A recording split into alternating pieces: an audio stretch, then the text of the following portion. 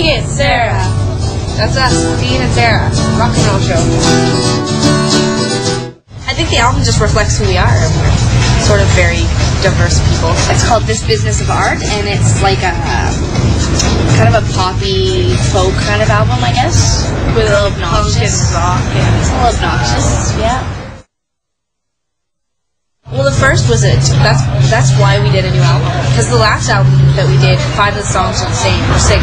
But we were playing them first, and it was like we opened the show with it, and it was a strong song. And I wrote it. We moved and walked in on a burglar, and just lots of tragedy kind of stuff. And I just wanted to write something that was like I get over it, and move on, and just get excited about life. My friend gave me the Tibetan Book of Living and Dying, and I only read like the first 100 pages, and I was on a plane, and I was like, I'm not afraid to die anymore, and like, you know, so whatever. That was the funnest song, I think, to do on the album, because you have to imagine, like, you know, like sitting in this tiny little nasty, stinky room, and Sarah and Hoxley can't hear anything, and I've got the headphones on, it comes on, it's like blasting, and it's kind of like all like, I felt all like hip-hoppy, like I was all going like this, and I was getting into it, and I laughed like through most of it, but it was definitely one of the most fun songs that we did. It was really fun. The first to come, the first to go, the first to say yes, the first to say no.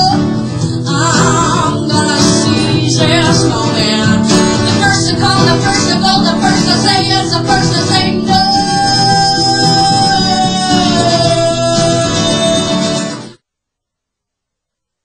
We flew down and played with 3 artists who still to this day are like our role models, and that's like Kenny Starr, Veda Hilly, and Oh Susanna, and they did a tour called the Scrappy Bitch Tour, and they had a stop in Vancouver, and we got to play one song, and we played it, and everybody was just like, was really excited, and they said, let's see, like, play another one, like, and I was just like, oh my god, and they were just so nice to us, and when they came through Calgary, they let us play with them again, and I kind of went home, and we had this great experience with them, and then we had to go home and, you know, finish school, and so I kind of wrote it, like, not in a bad way, like Hardcore Superstar, like, in a bad way, like, they were just, like, they were very cool, like, in a way they embodied what I would like to be in an artist, you know, like, they were very humble, and they were humbling, and they were very nice, and very talented, so I went home and wrote that as, like, maybe as a reminder to us in the, you know, years to come, is to be really nice to everybody around us. They really took us under their wing, and I think that People always make it into like a, because we started playing around the time when there was lots of interest from Canadian companies, and people made it into this like,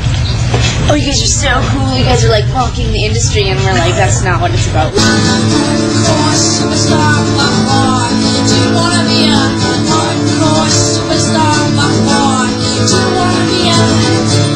I imagine you like superstar. It's a good job for us because it gets us out to meet the retail and all those other things too. But I mean, it's an honor. I mean, you know, like it's cool. Like at least we're opening for someone like who's completely. My mom was extremely excited. Yeah, she told people, like random people, like when we saw her at the end of the day, she was like, I told people in this store, in this store, in this store, and like nobody cared. And, it's very exciting, and I think it makes people around us excited too. Like, and it's definitely it helps us. It helps us get people interested in us because it's a vehicle to get us somewhere else. You know, every show we've ever played in a way is sort of like built on that. You know, we can use it to avoid not getting shows, I guess. Like Little Fair, we worked off that for like a month. We only played one show, but we were like, yeah, we're taking a Sarah. Didn't you hear about us? We played Little Fair. And they'd be like, all right, you get a show. All right. When you finally figure out what it is you need, you better think of me. Think of me.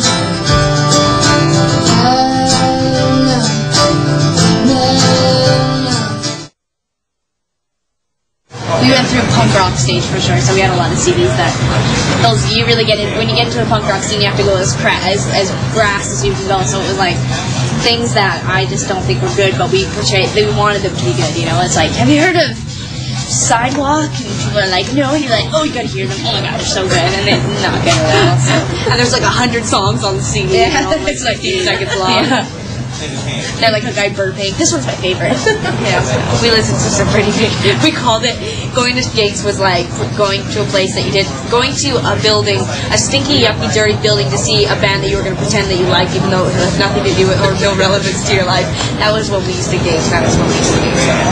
But people probably feel that way about us now too. Yeah, I'm going to see Tegan and Sarah. I'd rather have my arms eaten off by squirrels, but it's a cool thing to do now. So. You forget that girly man, baby.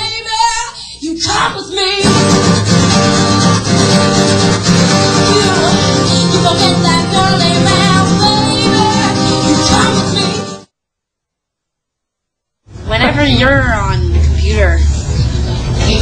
us or go to music.com.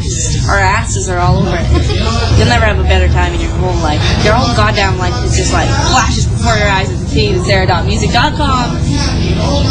Holy shit. From the liquor stores to the train stop flows, your filthy room, your drama blues. I am nothing if I'm not with you. I'm always right, always wrong. Trusting bad's like loving you. There is nothing. I've been born